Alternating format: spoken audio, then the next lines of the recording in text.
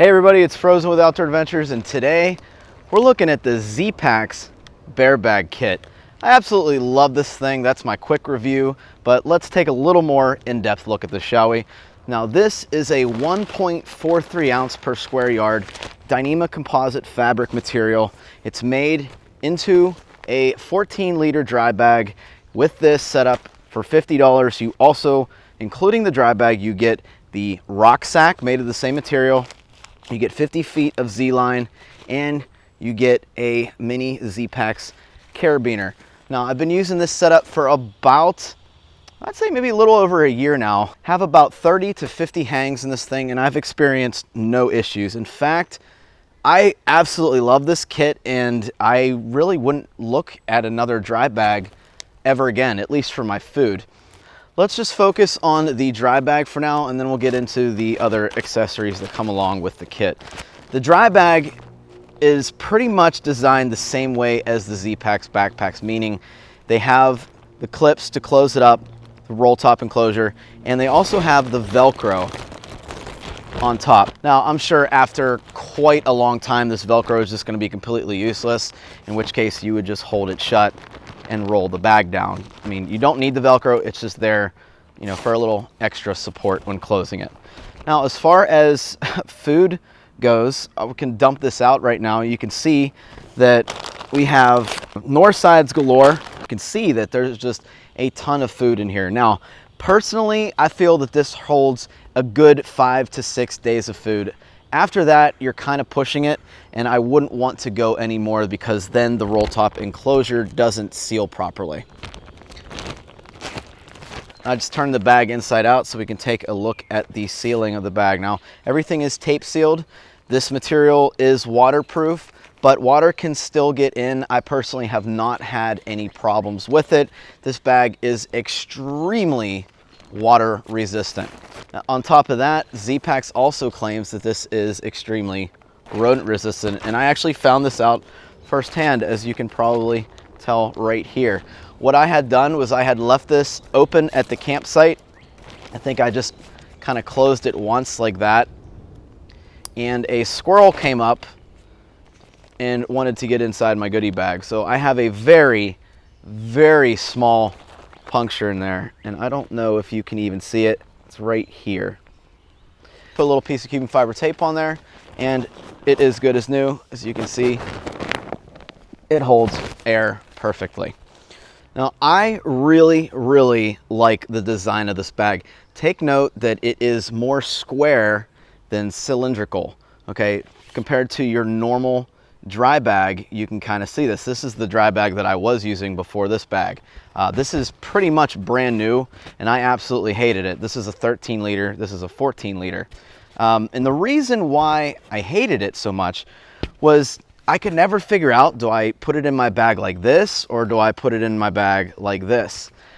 With this style bag, this fits the opening of any backpack that I've tried. I've tried it on an Osprey, a Gregory, Zpacks obviously, and a ULA, and it fits perfectly. It takes up the entire portion of the bag, and it leaves pretty much no room, extra room, between the two sides of your backpack, which is why I love the design of this bag so much.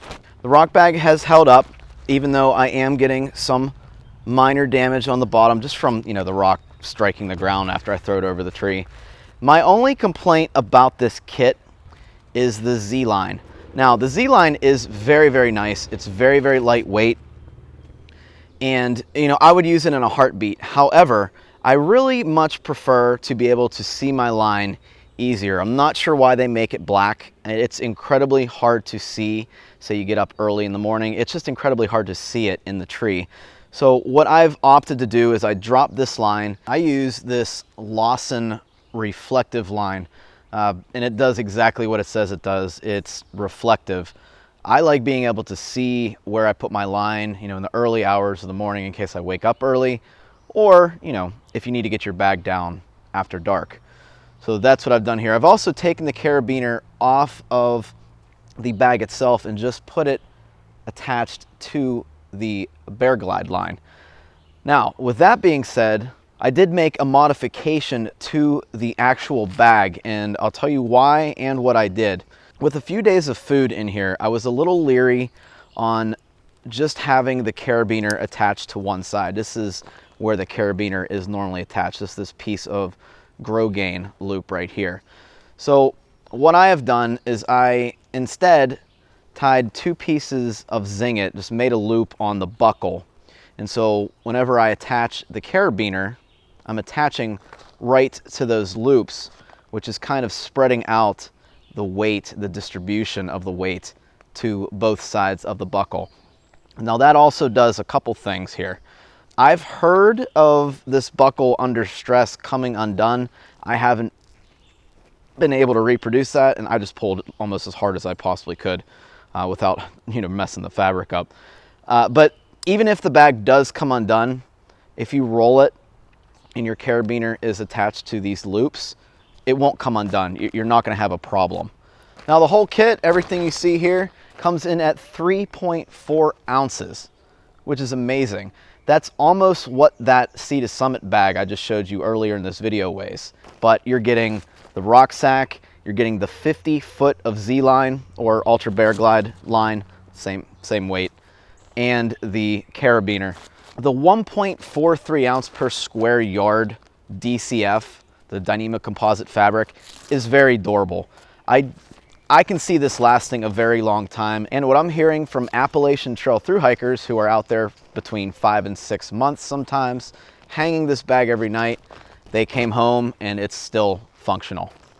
Now you may need to repair some abrasion and or holes with some Cuban fiber tape, but I always have that in my kit anyway. It also comes in 2 colors. You have the blue and you have an olive color. Personally, I like the blue, but you can see through the olive just a little bit better if that's something that you're interested in. So, what's my review? I absolutely love it. I think it's a great design for a bag. The 1.43 ounce DCF really holds up to abrasion and is very puncture resistant, water resistant, and rodent resistant. I've had it through several rainstorms, thunderstorms, where it was just monsooning out. Nothing has ever gotten wet, and I'm over a year into using the bag. So thanks everybody. I'd highly recommend the Zpacks Bear Bag. I know it's $50, but those other bags I was replacing once every year, and we're going strong with this bag. Hope you found this useful. If you want to check out the kit, take a look at the description below. I'll have some links in there for you. And thanks for watching. I hope this helps somebody. Comparatively, it's a bit higher.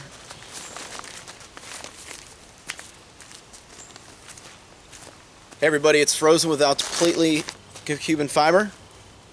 Now I'm getting attacked by bugs and I'm really tired of it. Now I'm actually getting swarmed with insects, so I'm hoping it's not coming across in the review. This is the kit that I've used for about a year now. Alright, I gotta get bug spray. This is ridiculous.